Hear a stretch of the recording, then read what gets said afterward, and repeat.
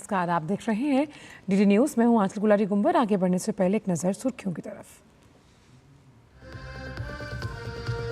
महाराष्ट्र के अकोला और नांदेड़ में आज प्रधानमंत्री करेंगे चुनावी प्रचार। कांग्रेस अध्यक्ष मल्लिकार्जुन खड़गे की नागपुर और अमरावती में होगी रैली। झारखंड के चुनावी समर में बीजेपी अध्यक्ष समेत आज उतरेगी केंद्रीय मंत्रियों की फौज। राहुल गांधी भी कांग्रेस के पक्ष में संभालेंगे मोर्चा।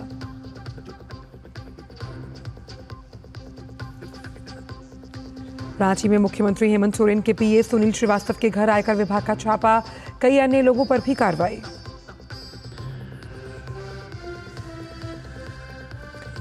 शिमला में समोसा मार्च के जरिए सुक्खू सरकार को घेरेगी बीजेपी युवा मोर्चा। जयराम ठाकुर ने पूछा, हिमाचल के हित में कब सोचेगी सरकार।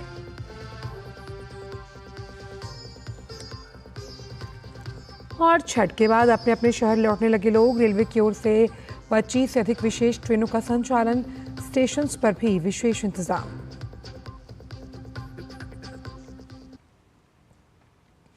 और आइए अब जानते हैं इन सभी खबरों को विस्तार के साथ।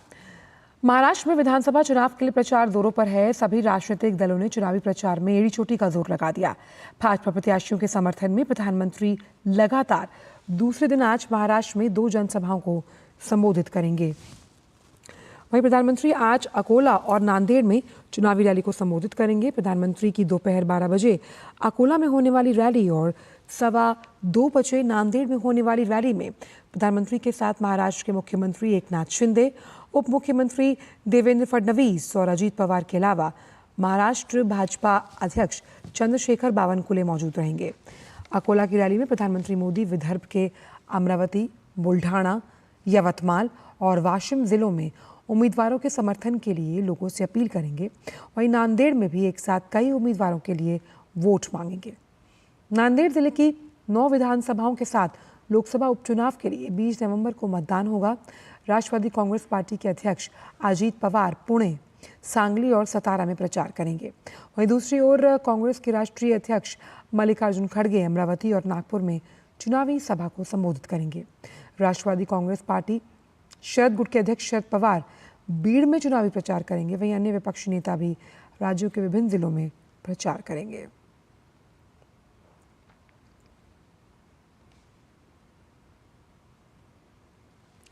महाराष्ट्र विधानसभा चुनाव के बीच उद्धव ठाकरे की शिवसेना यूबीटी ने बागियों पर बड़ा एक्शन लिया है। पार्टी विरोधी गतिविधियों में शामिल होने के कारण शिवसेना प्रमुख उद्धव ठाकरे के आदेश पर हिंगोली से पूर्व सांसद सुभाष वानखेड़े को पार्टी से निष्कासित कर दिया गया। शिवसेना के केंद्रीय कार्यालय की ओर से एक प्रेस रिलीज जारी कर ये जानकारी दी गई। उद्धव ठाकरे ने इससे पहले भी बागियों पर कार्रवाई की। ठाकरे ने पार्टी विरोधी गतिविधियों के कारण 5 नेताओं को निष्कासित कर दिया। इनमें भिवंडी के पूर्व विधायक रुपेश महात्रे, विश्वास नादेकर, चंद्रकार गुगल, संजय अवारी और प्रसाद ठाकरे शामिल हैं।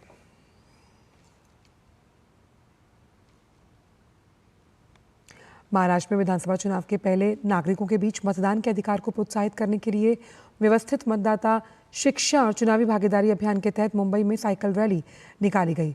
स्वीप कार्यक्रम के तहत मतदाता और मतदान जागरूकता के लिए निकाली गई ये साइकिल रैली के दौरान अभिनेता श्रेयस तलपड़े और अभिनेत्री पद्मिनी कोल्हापुरी मौजूद रहे। दोनों अभिनेताओं ने आम जनता से 20 नवंबर को बड़ी संख्या में वोट करने की अपील की है। 20 नवंबर को हमारे स्टेट के इलेक्शंस हैं। मैं सबसे गुजारिश करूंगा कि प्लीज़ आप 10 मिनट का काम है, घर से बाहर निकलिए, 10 मिनट में वोट कीजिए, बट वोट ज़रूर कीजिए। बिकॉज जैसे मैंने अभी कहा कि अगर किसी को लगता है कि हम लोग फायर नहीं फ्लावर है, तो हमारे उंगली में पावर है। उंगली का इस्तेमाल कीजिए। Thank you. मेरी सबसे यही विनती है कि आप बाहर आए। 20 नवंबर को ये बहुत ही महत्वपूर्ण दिन है हम सब के लिए, और आप बाहर आए और वोट दें। बहुत जरूरी है हमारे महाराष्ट्र के हित के लिए।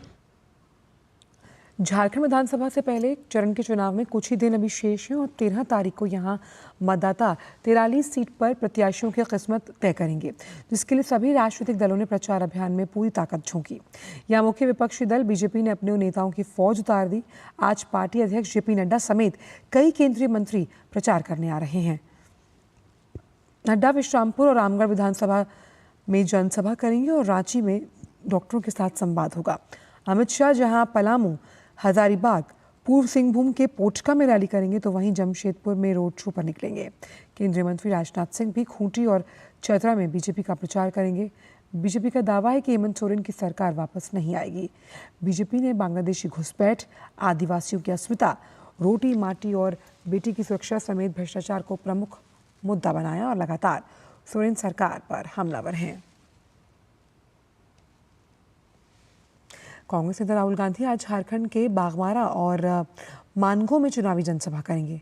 धनबाद जिले के बागमारा सीट पर कांग्रेस प्रत्याशी जलेश्वर महतो चुनाव लड़ रहे हैं। कांग्रेस ने इसकी व्यापक तैयारी कर ली। राहुल गांधी के बागमारा में जनसभा को कांग्रेसियों में इसलिए उत्साह देखा जा रहा है और कांग्रेसियों का ये दावा है कि बागमारा की सभा का असर धनबाद जिले की सभी 6 सीटों पर पड़ना है। इंडी गठबंधन एकजुट होकर और सक्रिय हो जाएगी। वहीं राहुल गांधी मानगो के गांधी मैदान में जनसभा करेंगे और इससे पहले राहुल गांधी मानगो पहुंचने पर बड़ा हनुमान मंदिर में पूजा अर्चना करेंगे। झारखंड मुक्ति मोर्चा के वरिष्ठ नेता और मुख्यमंत्री हेमंत सोरेन रांची, खरसावा, मांडर विधानसभा निर्वाचन क्षेत्रों में अनेक सभाओं को संबोधित करेंगे। राष्ट्रीय जनता दल और ऑल झारखंड स्टूडेंट्स यूनियन और वामपंथी दलों के नेता भी राज्य के विभिन्न भागों में चुनावी रैलियों को संबोधित करेंगे। झारखंड के मुख्यमंत्री हेमंत सोरेन के निजी सचिव सुनील श्रीवास्तव और उनसे संबंधित लोगों के कई ठिकानों पर आज सुबह इनकम टैक्स की टीमों ने छापेमारी शुरू कर दी। सूत्रों के मुताबिक चुनाव में अवैध कैश फ्लो और हवाला के जरिए राशि इधर से उधर किए जाने की सूचना पर यह कार्रवाई की जा रही है। इनकम टैक्स की टीमों ने भारी सुरक्षा के बीच रांची में सीएम के निजी सचिव सुनील श्रीवास्तव और उनकी पत्नी के अशोकनगर स्थित आवास के अलावा परिवार के सदस्यों और जमशेदपुर और व्यापारिक और औद्योगिक प्रतिष्ठानों पर एक साथ सुबह से सर्च ऑपरेशन शुरू किया। कुल मिलाकर करीब 15 ठिकानों पर जांच शुरू हुई है। सुनील श्रीवास्तव लंबे समय से सीएम हेमंत सोरेन के निजी सचिव हैं और ये पहले सरकारी विभाग में इंजीनियर थे। बाद में उन्होंने सरकारी नौकरी छोड़ी और हेमंत सोरेन के सहयोगी के तौर पर काम करने लगे। वो झारखंड मुक्ति मोर्चा के केंद्रीय समिति के सदस्य और पार्टी के स्टार प्रचारक भी हैं। इसके पहले आयकर विभाग ने विधानसभा चुनाव में हवाला के सहारे पैसों के लेन देन की सूचना पर बीते 26 अक्टूबर को रांची, जमशेदपुर, गिरिडीह और कोलकाता में 35 व्यापारिक और औद्योगिक ठिकानों पर 2 दिनों तक छापेमारी की। इन कारोबारियों के ठिकाने से 150 करोड़ रुपए की बेनामी संपत्ति और निवेश से संबंधित दस्तावेज जब्त किए गए। आयकर विभाग ने छापेमारी के दौरान मिली नकद राशि का व्यापारियों के बुक्स ऑफ अकाउंट से मिलान करने के बाद 70 लाख रुपए जब्त कर बैंक में जमा करा दिए। वक्त एक छोटे से ब्रेक का है, आप देखते रहिए डीडी न्यूज़। आपके घर के खाने में रेस्टोरेंट जैसा स्वाद ले आए MDH का शाही पनीर मसाला। पनीर को क्या मस्त बना डाला। जब धरती चीर कर निकलता है लोहे का पत्थर और मिलता है मोंगिया के जोश से, फिर तपता है, पिघलता है और बनता है फौलाद। अब होता है सरिया सारी खूबियों के साथ। मोंगिया स्टील, मजबूत देश का मजबूत सरिया। राजा आओ आओ आयो। ये देखो मैसेज, कहते हैं वीडियो लाइक करके 500 रुपया रोज कमाओ। बस पहले थोड़ा पैसा दे के ललचाएंगे, फिर बोलेंगे कि और कमाना है तो पैसा भरो। हम दिन भर चूना लगाते हैं और ये लोग हम ही को चूना लगाने चले हैं। पान वाला हूँ, मूर्ख नहीं हूँ। याद रहे, यूपीआई कहता है कि अगर कोई आसान कमाई का लालच दे तो कहो मैं मूर्ख नहीं हूँ।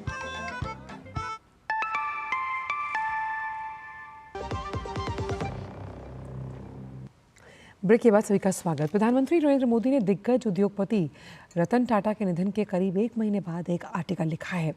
एक राष्ट्रीय दैनिक में छपे अपने आलेख में प्रधानमंत्री ने कहा कि रतन टाटा को इस भौतिक संसार से अलविदा कहे हुए 1 महीना बीत चुका है, लेकिन उनकी अनुपस्थिति न केवल भारत में बल्कि विश्व भर में समाज के हर वर्ग को महसूस हो रही है।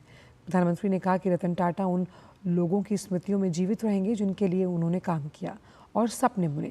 प्रधानमंत्री ने कहा कि जाने माने उद्योगपति, उभरते हुए उद्यमी और पश्चिमी व्यवसायी उनके जाने का शोक मना रहे हैं। उन्होंने कहा कि रतन टाटा युवाओं के लिए प्रेरणा थे और इस बात के प्रतीक भी थे कि सपनों को साकार किया जा सकता है और करुणा और मानवता के साथ सफलता प्राप्त होती है। अपने लेख में प्रधानमंत्री ने इस बात पर प्रकाश डाला कि रतन टाटा राष्ट्र के स्टार्टअप इकोसिस्टम की अगुवाई करने के लिए प्रसिद्ध हुए थे। उन्होंने कहा कि वो युवा उद्यमियों की आशाओं और आकांक्षाओं को समझते थे और देश के भविष्य को आकार देने में उनकी क्षमता को पहचानते भी थे। आगे उन्होंने लिखा कि रतन टाटा की राष्ट्रभक्ति संकट के समय सर्वाधिक उजागर हुई।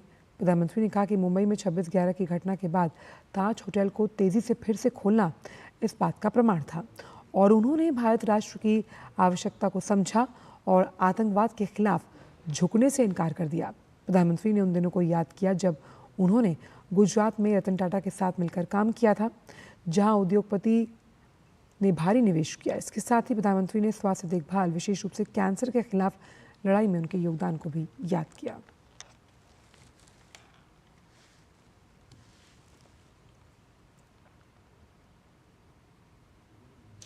वक्फ संशोधन विधेयक पर गठित संयुक्त संसदीय समिति यानी जेपीसी आज से 5 राज्यों का दौरा करने वाली है। दौरे के पहले चरण में आज जेपीसी असम के गुवाहाटी का दौरा करेगी और इस दौरान भाजपा सांसद जगदम्बिका पाल की अध्यक्षता में समिति असम के अल्पसंख्यक मामलों और कानून के साथ न्याय मंत्रालय, मेघालय, मणिपुर और त्रिपुरा के राज्य अल्पसंख्यक आयोग और असम के वक्फ बोर्ड के प्रतिनिधियों के साथ अनौपचारिक बातचीत करेगी।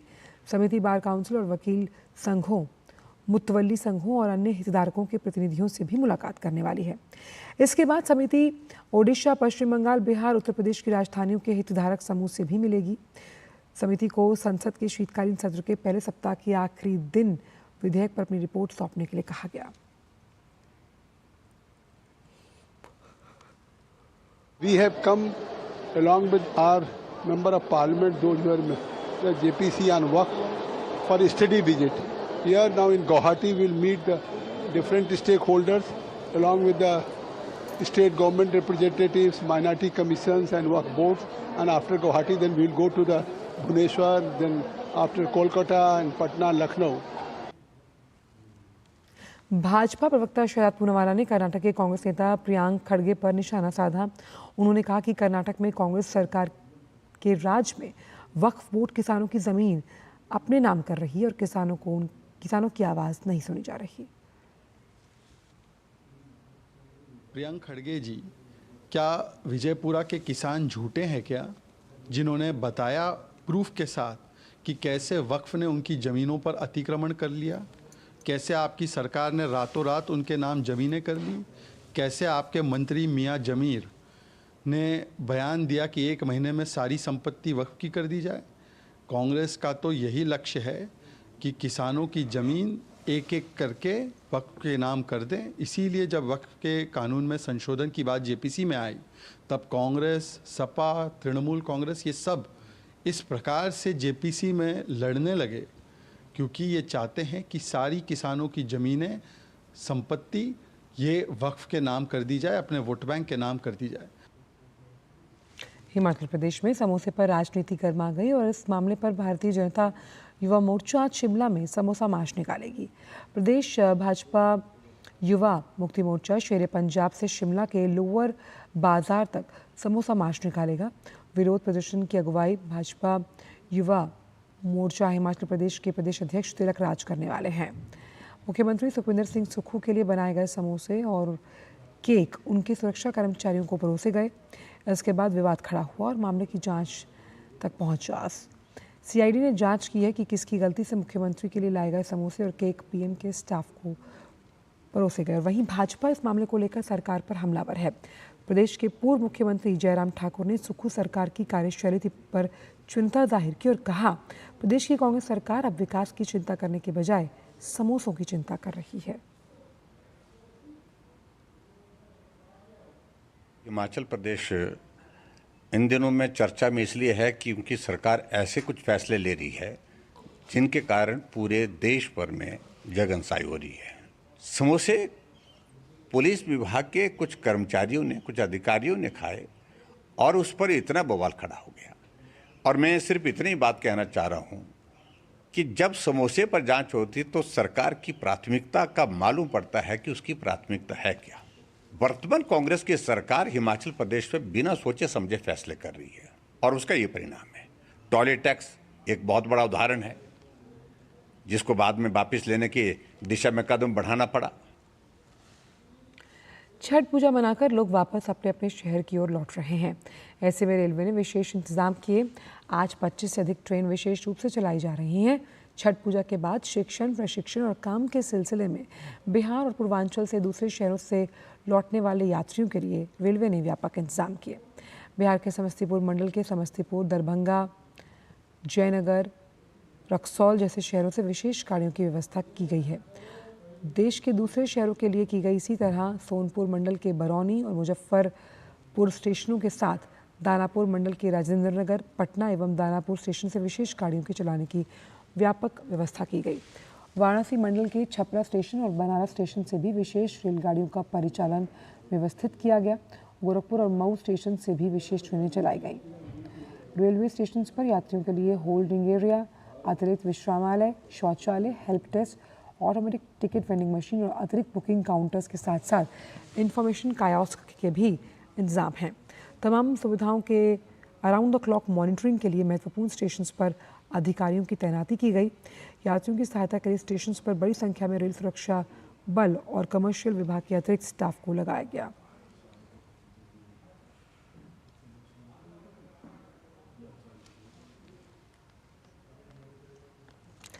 देवभूमि कहलाने वाले उत्तराखंड की स्थापना के आज 24 साल पूरे हुए और अब 25वें वर्ष में प्रवेश कर रहा है। प्रधानमंत्री ने इस अवसर पर उत्तराखंड वासियों को बधाई दी और कहा कि उत्तराखंड अपने उज्जवल भविष्य के लिए अपने 25 वर्ष की यात्रा शुरू कर चुका है। विकसित भारत के लिए विकसित उत्तराखंड का संकल्प देश इसी कालखंड में पूरा होते हुए देखेगा। हमारा उत्तराखंड अपने 25वें वर्ष में प्रवेश कर रहा है। हमें अब उत्तराखंड के उज्जवल भविष्य के लिए अगले 25 वर्ष की यात्रा शुरू करनी है। इसमें एक सुखद संयोग भी है। ये यात्रा ऐसे समय में होगी जब देश भी 25 वर्षों के अमृत काल में है, यानी विकसित भारत के लिए विकसित उत्तराखंड देश इस संकल्प को इसी कालखंड में पूरा होते देखेगा। मुझे खुशी है कि जिस सपने के साथ उत्तराखंड का गठन हुआ था वो हम सब साकार होते देख रहे हैं। मुख्यमंत्री पुष्कर सिंह धामी ने कहा कि अपनी स्थापना के रजत जयंती वर्ष में उत्तराखंड देश के अग्रणी राज्यों में अपनी पहचान बनाने में सफल हो, इसके लिए सरकार संकल्पित है। उन्होंने राज्य स्थापना दिवस के अवसर पर अपने संदेश में राज्यवासियों के राज्य गठन के 24 वर्ष पूरा होने पर शुभकामनाएं दी। इस अवसर पर मुख्यमंत्री पुष्कर सिंह धामी और राज्यपाल लेफ्टिनेंट जनरल गुरमीत सिंह सेवानिवृत्त रिजर्व पुलिस लाइन में परेड के साक्षी बने। उत्तराखंड राज्य में महिलाओं का समग्र विकास सुनिश्चित करने हेतु महिला नीति यथाशीघ्र अधिसूचित की जाएगी। आगामी राष्ट्रीय खेलों में उत्तराखंड के जो खिलाड़ी मेडल जीतेंगे उनको पुरस्कारों हेतु नियत धनराशि के बराबर उतनी ही धनराशि राज्य सरकार द्वारा अतिरिक्त रूप से दी जाएगी। 50 एवं उससे अधिक जनसंख्या वाले सभी गांवों को एक नियोजन के तहत 2030 तक सड़क मार्ग से जोड़ा जाएगा। राज्य में युवाओं के सर्वांगीण विकास के लिए एक विशिष्ट युवा नीति बनाई जाएगी। राष्ट्रीय राजधानी दिल्ली का वायु प्रदूषण लगातार बरकरार है। यहाँ की दमघोंटू हवा से अभी भी लोगों को निजात नहीं मिल रही। आज दिल्ली का औसत वायु गुणवत्ता सूचकांक 363 दर्ज किया गया, जो बेहद खराब श्रेणी में माना जाता है। केंद्रीय प्रदूषण और नियंत्रण बोर्ड के अनुसार राजधानी दिल्ली में आज सुबह 6:15 बजे तक औसत AQI 363 बना हुआ है। दिल्ली NCR के शहर फरीदाबाद में 226, गुरुग्राम में 263, गाजियाबाद में 296, ग्रेटर नोएडा में 284 और नोएडा में 266 AQI है। राजधानी दिल्ली के 4 इलाकों में AQI लेवल 400 से ऊपर बना हुआ है, जिसमें बवाना 412, न्यू मोती बाग 410, रोहिणी 407, विवेक विहार में 403 AQI दर्ज किया गया। दिल्ली के अधिकांश इलाकों में AQI लेवल 300 से ऊपर और 400 के बीच बना हुआ है। बढ़ते प्रदूषण की वजह से सांस संबंधित गंभीर बीमारी होने की आशंका है। आपको बताएं कि सामान्य वायु की गुणवत्ता 0 से 50 एक AQI श्रेणी की होनी चाहिए। प्रदूषण बढ़ने की वजह से लोगों की सेहत पर भी असर पड़ रहा है। भारतीय संगीतकार रिकी केज की एल्बम ब्रेक ऑफ डॉन की 67वीं वार्षिक ग्रैमी पुरस्कारों की सर्वश्रेष्ठ न्यू एज एम्बिएंट या चैंट एल्बम श्रेणी में नामांकित उसे किया गया। ब्रेक ऑफ द डॉन के 9 गीतों में से हर एक प्राचीन भारतीय राग पर आधारित है। रिकी केज अपने चौथे ग्रैमी पुरस्कार नामांकन को पाकर बेहद खुश हैं। 67वां ग्रैमी पुरस्कार समारोह अगले साल 2 फरवरी को लॉस एंजलिस में Crypto.com एरिना में आयोजित किया जाएगा। रिकी केज 2015 में अपने एल्बम विंड्स ऑफ संसार के लिए अपना पहला ग्रैमी पुरस्कार जीत चुके हैं, जिसे वर्ष की सबसे बेहतरीन न्यू एज रिकॉर्डिंग के रूप में सम्मान मिला था। इसके बाद 2022 और 2023 में उन्हें लगातार 2 बार ग्रैमी पुरस्कार मिला है। बांग्लादेश में हिंदू खौफ के साए में जी रहे हैं। तख्ता पलट के बाद से आए दिन हिंदुओं को निशाना बनाए जाने की घटनाएं सामने आ रही हैं।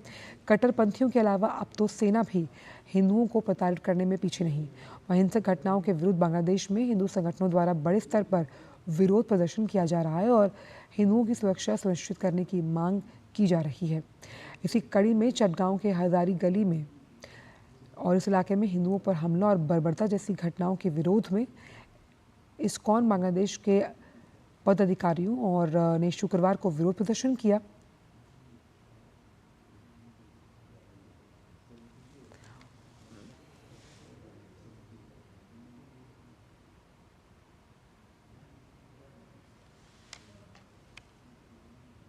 वहीं बांग्लादेश में नई सरकार के जल्द से जल्द गठन की मांग तेज हुई।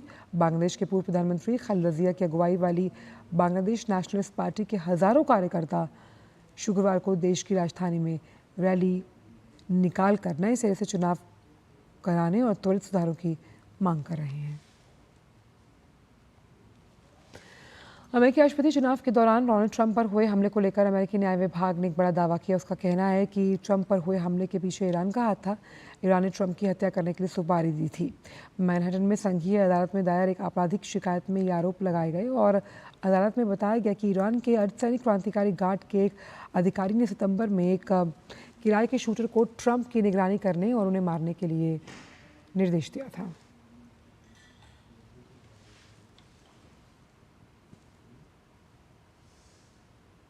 बौद्धिक और विकासात्मक अक्षमताओं वाले एथलीट्स के लिए खेल को बढ़ावा देने के लिहाज से स्पेशल ओलंपिक्स भारत ने एक नई पहल शुरू की। इस खेल महासंघ ने आज नई दिल्ली की एक अनूठी दौड़ रन फॉर इंक्लूजन का आयोजन किया। ये दौड़ नई दिल्ली के त्यागराज स्पोर्ट्स कॉम्प्लेक्स में 18 से 23 नवंबर 2024 के बीच आयोजित होने वाली स्पेशल ओलंपिक्स एशिया पैसिफिक बोचे और बॉलिंग प्रतियोगिता की तैयारियों का हिस्सा है।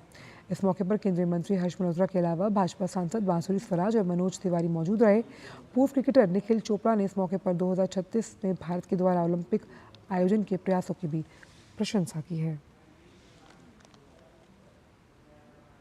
रन फॉर इंक्लूजन है, अंडर वन अम्ब्रेला वो स्पेशल ओलंपिक्स की जाए। At the end of the day सोच वही है ना कि किसी ने डिसीजन लेके एंड में वो बच्चे में अगर वो पैशन है कि वो जाके वो खेलना चाहता है, दौड़ना चाहता है, तो उसको लेके आप एक और प्लेटफॉर्म दे रहे हैं। कॉमनवेल्थ के बाद हमने लेटर भेज दिया। आई थिंक जिस तरीके से, जिस वाइब्रेंसी से हमारा देश आगे बढ़ रहा है हर क्षेत्र में, अब स्पोर्ट में भी उतनी तेजी से आगे बढ़ रहा है। I am very happy. I hope we get it. It will be phenomenal. फिलहाल समाचारों में इतना ही। दीजिए इजाजत। नमस्कार।